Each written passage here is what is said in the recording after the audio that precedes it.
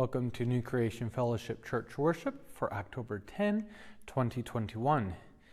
At New Creation, we seek to celebrate our differences as gifts and blessings. Our differences in color, gender, sexual orientation, and the many other ways that we are categorized by the world. You are welcome in our worship as we journey together, discerning how to follow Jesus more faithfully. Now, I'm recording this call to worship on Wednesday morning. One of the headlines in the news on Wednesday morning is of another school shooting in Timberview High School in Arlington, Texas. The interesting thing is that this wasn't even the top story on Yahoo's page today.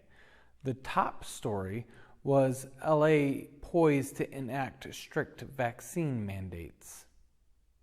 At the time of this recording, there were no reported casualties. Hopefully that remains to be accurate. And if that is in fact the case, that there are no casualties, I wonder how many of you will even be aware that this happened this week. Because a school shooting is not newsworthy in this country unless there's casualties, because it's so common. I don't know what it will take for real systemic change to happen in this country related to guns. Because things have been pretty awful already with no change. I lament that this morning as we come to the lighting of our peace lamp. May the light of Christ shine. May the light of Christ change hearts and change minds and change lives. May we be compelled to bring God's peace into existence. Oh God, hear us. Let us take a moment to center our hearts and our thoughts as we listen to our meditative music this morning.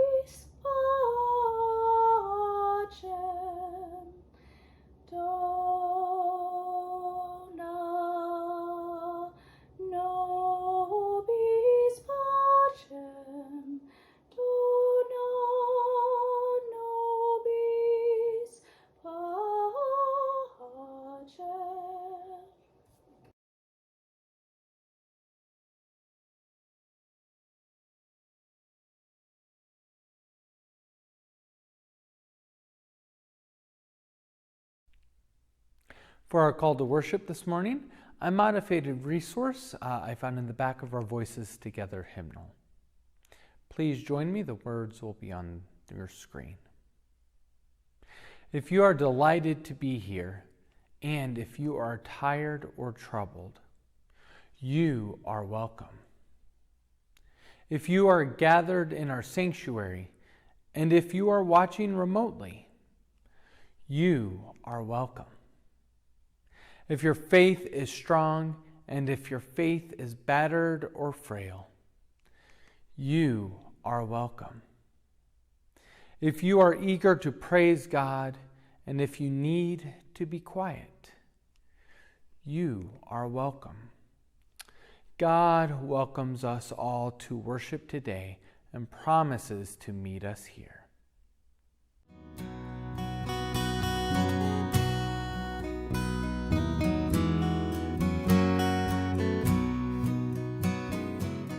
Hi kids and New Creation, we're the Barrett-Fox children. And today we want to share a favorite poem with you. It's about some things that are more fun than arguing.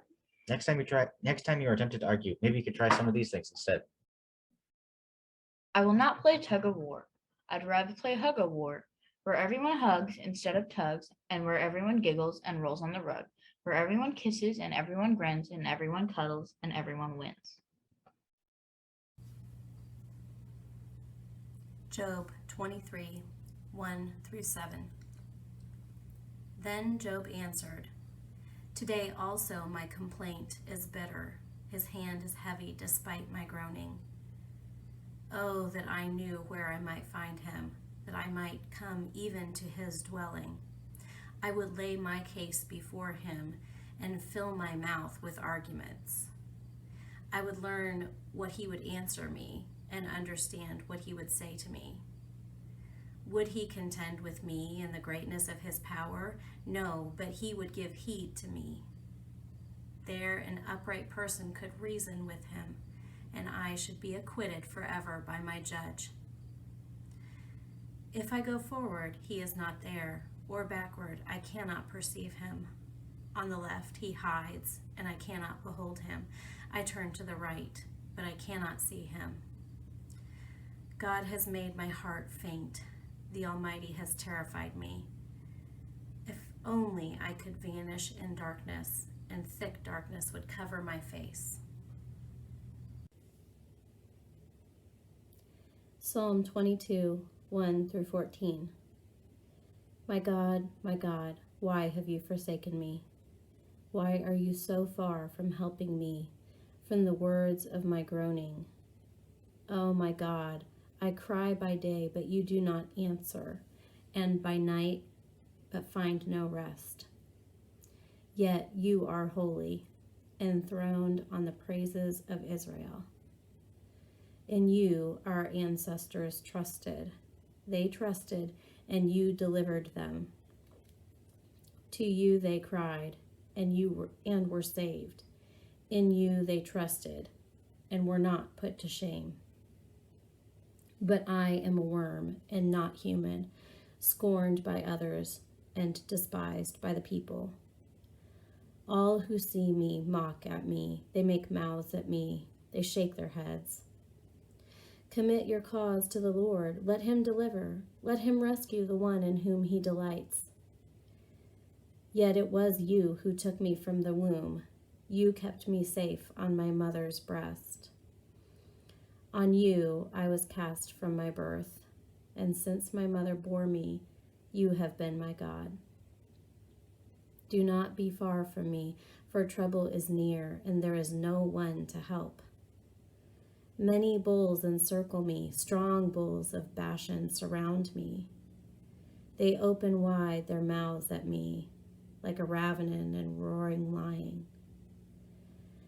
I am poured out like water, and all my bones are out of joint. My heart is like wax. It is melted within my breast. My mouth is dried up like a potsherd, and my tongue sticks to my jaws. You lay me in the dust of death.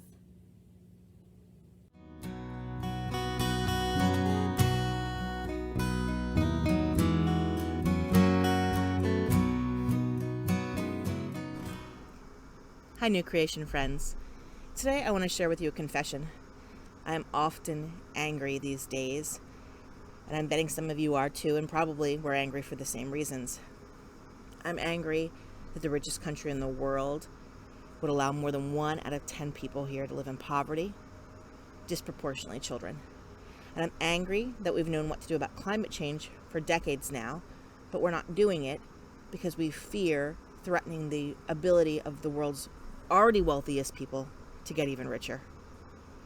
And I'm angry that the U.S. spent $1 gazillion in Afghanistan terrorizing people there, and that the weapons that we used to fight that war are now in the hands of the people we said were our enemies.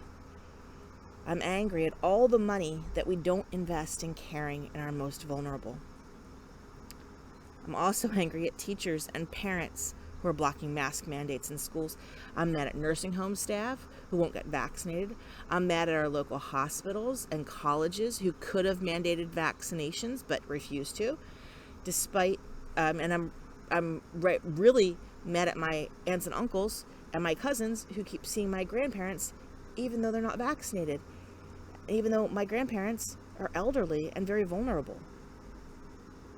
So listen to that list. I'm mad at teachers and nurses and my own family members. And that's not a good place. In fact, no place feels very good right now. I live near enough to our local hospital that I hear the medical helicopter depart there regularly, much more than it did in the past. Patients are flying to Kansas City and to Oklahoma City and to Denver and to who knows where to find a bed that isn't occupied by someone who refused to get the COVID vaccination, but now trust medicine enough to save their lives since they're actually sick. And I'm super angry about that, about what feels like ingratitude and stubbornness and wasting medical resources. I'm angry every time a helicopter flies by. And when I was writing this sermon at 8 a.m., that had already happened. So listen to that confession. I'm angry at a person who's probably terrified right now of dying. And I'm angry at their loved ones, people standing outside of their window at the hospital for not persuading them to get vaccinated. I'm mad at the dead and the dying and at those who are grieving them. I was in Washington, D.C. last week, where tiny white flags cover the National Mall, one for each American killed by COVID. I was there a few days and saw the count of flags change from over 600,000 into the 700,000s. Recently, we've been losing 1,500 Americans a day to COVID. And there are no flags for those who are merely injured for the short term or the long term or for life from this virus. There are no flags for the children who have lost a parent or sometimes all their caregivers because COVID runs through houses. There are no flags for the people who have lost their livelihoods because they were too ill to work and then lost their homes because they lost their jobs. And I'm angry on behalf of all of them. We visited war memorials in Washington, D.C. too, to the hundreds of thousands of soldiers lost in World War II, Vietnam, the Korean War. Yet their numbers, the total number of military casualties in the U.S., is still lower than the number of lives lost during COVID just in under 2 years. And I'm angry about all of that, about the stupidity of warfare and the ingratitude for life that underlies it. I'm angry about the viciousness of a virus, a thing that scientists don't even think is alive, much less something with intentions. So listen to that. I'm angry at a non-living thing, which is about as useless as a feeling you can have. So that's my confession.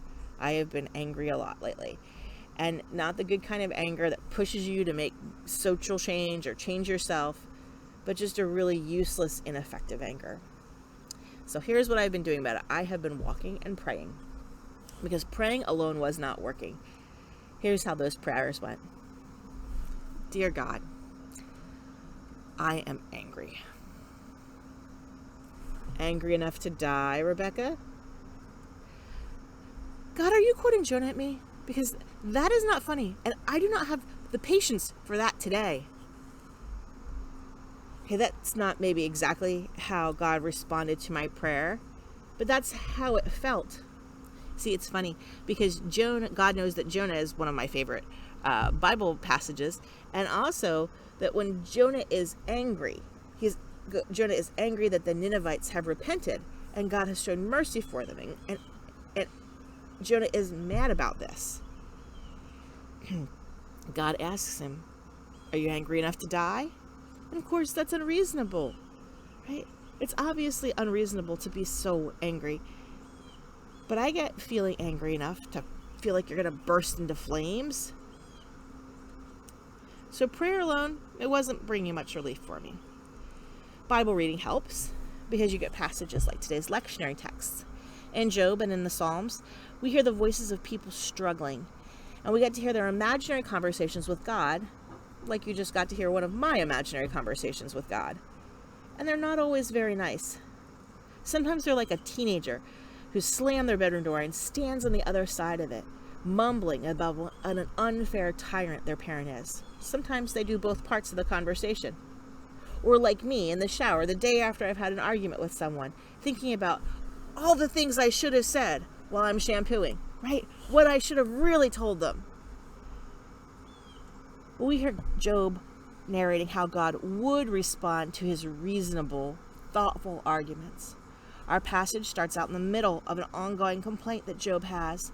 And on top of this, he notes that God doesn't even seem to notice that he's struggling, groaning under the strain. Where's God? Job doesn't even know. If he did know, he says he'd head straight to God. And then he tells us that what he imagines would happen. I imagine a courtroom scene with a humble but articulate lawyer like Atticus Finch from To Kill a Mockingbird. Or maybe Jimmy Stewart's passionate filibuster in the U.S. Senate in Mr. Smith Goes to Washington. Job imagines what this moment will be like. He says, "I will lay my case before him and fill my mouth with arguments. I would learn what he would answer me and understand what he would say to me." He recognizes the power imbalance here, asking, would he contend with me in the greatness of his power? No, but he would give heed to me. Implicit in this description of this imaginary confrontation is the recognition that God is reasonable, not spurious or felicitous. God's consistent and steady, the same today and yesterday and forever. Job imagines that in this courtroom, quote, there will be an upright person could reason with him, and I should be acquitted forever by my judge. I imagine that too. I imagine what it would be like if I could just explain to God what God should do about all the problems I see in the world. And that's not how it works, of course. It's not that God doesn't hear or that God doesn't care, but it's that our encounters with the divine are more likely to change us than they are to change God. Still, Bible reading makes me feel less alone because we have characters like this who have similar struggles. I'm not the only one asking God, why are you so far from helping me? I'm right there with Job and the psalmist, wondering why God isn't hearing the words of my groaning. Let's look at the psalm in more detail. The psalmist reminds God that his complaint, like Job's, is long-standing. This isn't just a moment of suffering, but a long period of anguish. We don't know how long, but a lot of us now have been in over a year and a half, or getting towards a year and a half of anguish. Oh God, my God, I cry by day, but you do not answer, and by night, but find no rest. The psalmist is doing his part by calling for God, but where is God? The psalmist reminds himself and us, God is holy, enthroned on the praises of those who love God. We know that the saints of history trusted in God. They trusted and you delivered them, the psalmist says. To you they cried and were saved. In you they trusted and were not put to shame.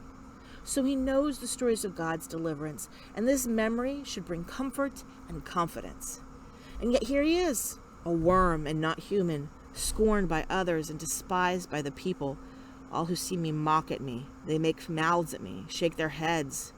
They called him sarcastically, "Commit your cause to the Lord. Let him deliver. Let him rescue the one in whom he delights."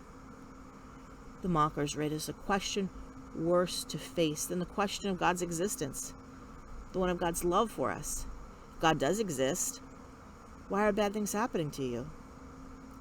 These are big existential questions, ones that are tough to contemplate as you're being attacked from every direction. No wonder the psalmist laments that I am poured out like water. All my bones are out of joint. My heart is like wax. It is melted within my breast. What an image of exhaustion. And maybe you've been here.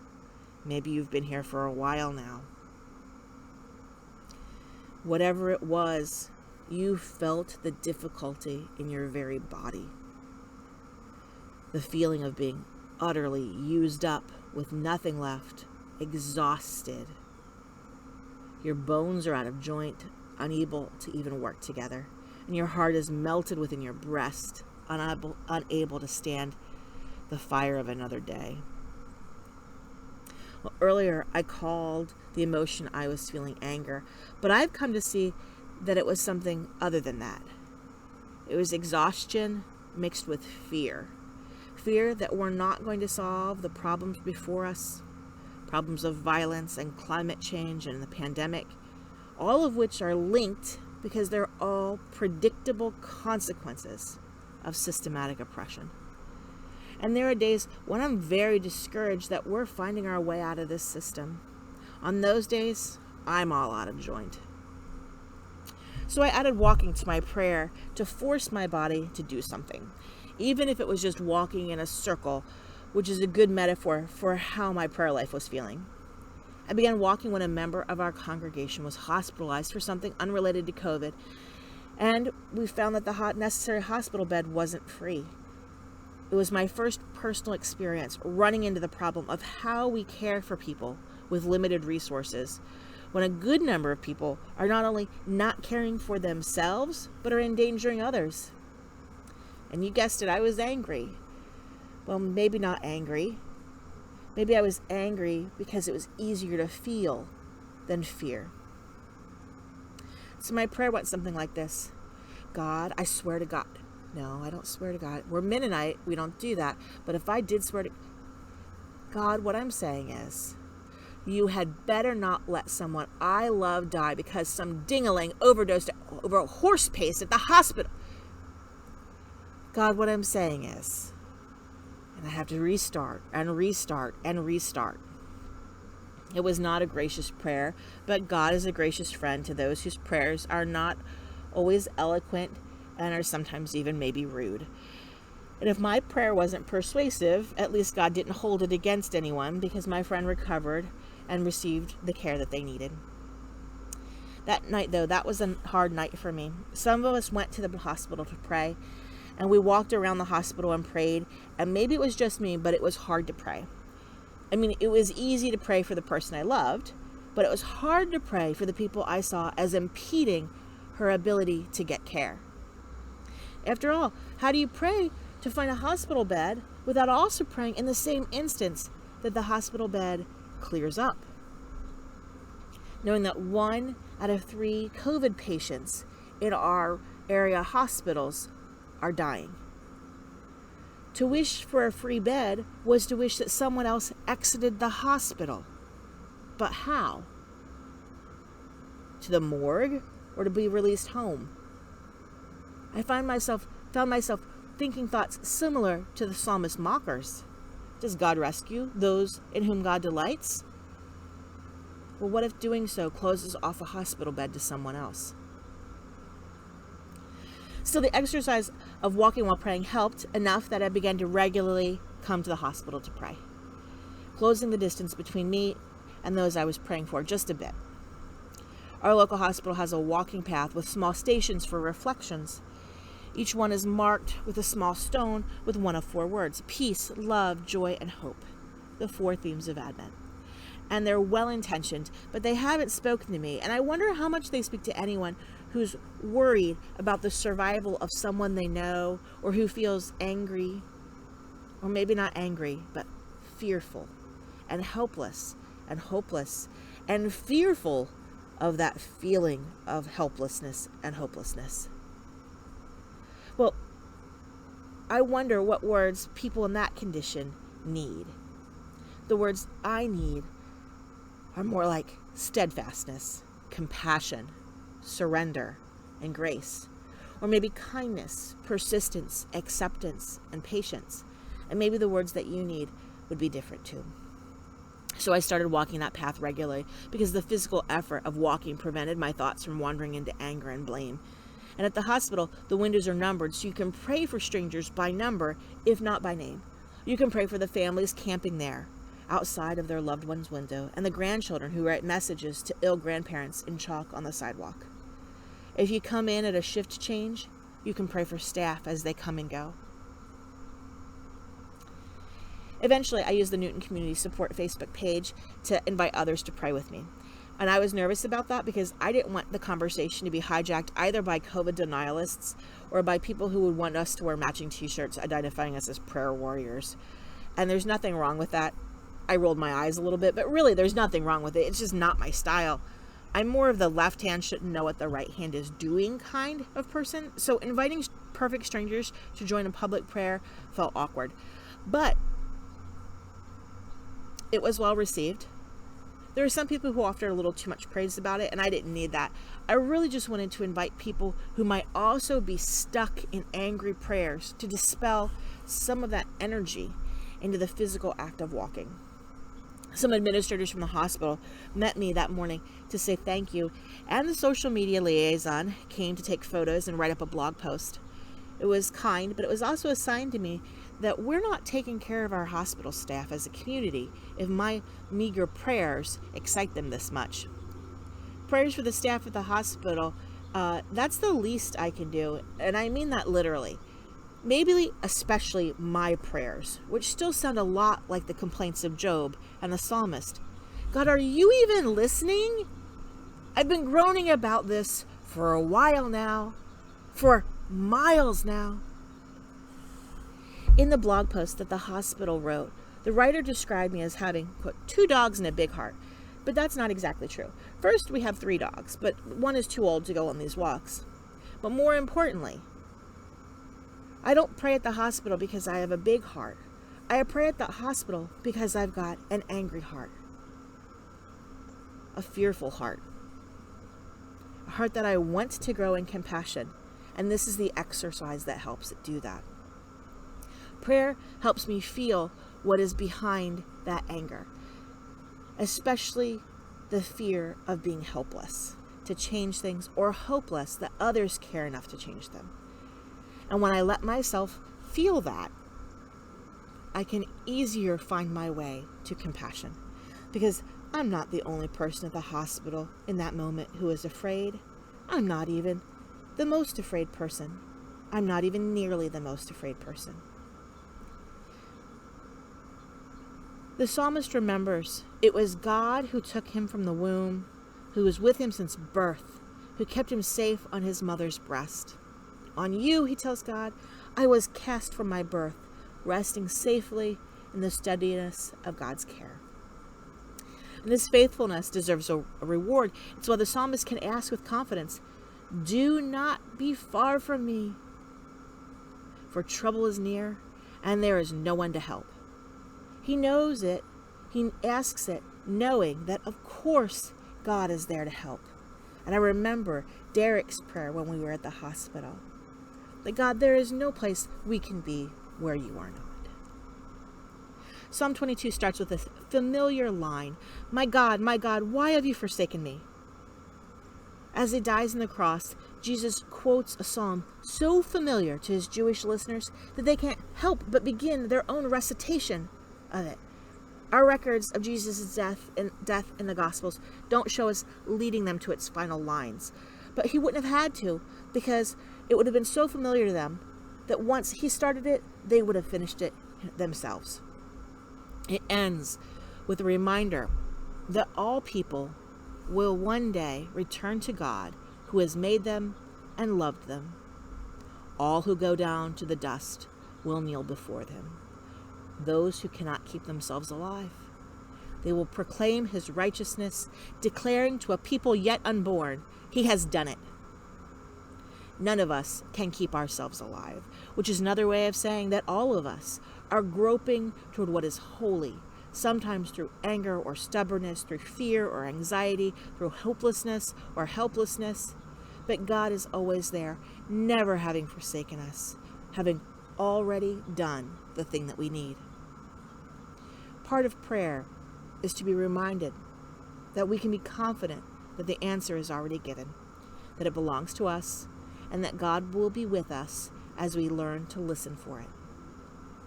Peace be with you this week as you wrestle in prayer for whatever it is you need to hear from God.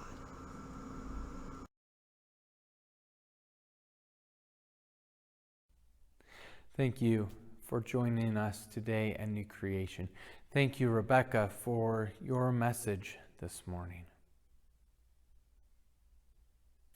As you go from our worship into this week, may God bless you and keep you. May the very face of Jesus shine upon you and be gracious to you. May the Holy Spirit embrace you and give you peace. Amen. Go in God's love.